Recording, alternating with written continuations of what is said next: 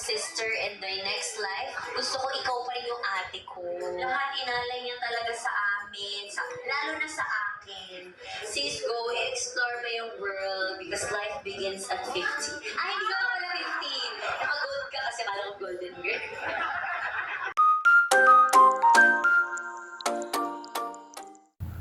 They say Christmas is about family, blood is different but bond is everything.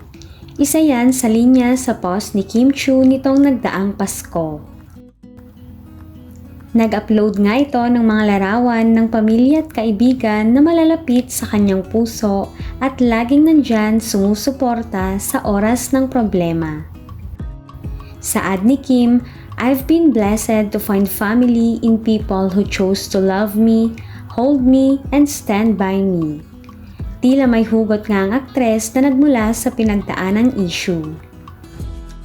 Tanong ng karamihan kung nagkaayos na ba sila ng kanyang ate Lakam, wala pa naman itong kasagutan at marahil ay not in good terms pa rin ang magkapatid.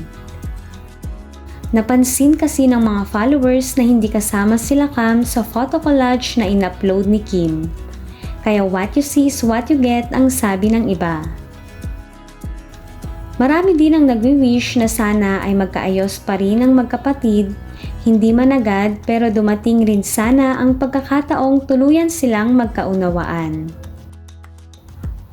Hindi naman talaga madali ang pinagdaanan ni Kim dahil mahal na mahal niya ang mga kapatid.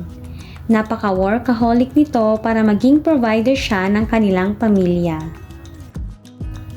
Ngayon ay unti-unti siyang bumabangon sa kabila ng material na bagay na malaking nawala sa kanya.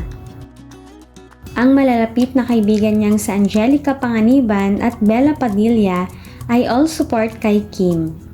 Pati si Chang Ami ay naging karamay din nito at nagkomento, "Love you Kim, Merry Christmas. Chang Ami will always be here." Napakabait ni Kim kaya pinagpapala na magkaroon ng mabubuting kaibigan at syempre hindi makukumpleto kung wala ang usapang love life. Dumarami nga ang fans ng Kim Pao at full support sa love life nila. Napaka-sweet tingnan ng dalawa.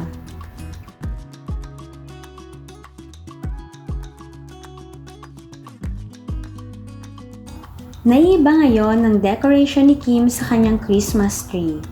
Binaliktad niya nga ito at may caption na wishing everyone peace and love as we welcome 2026.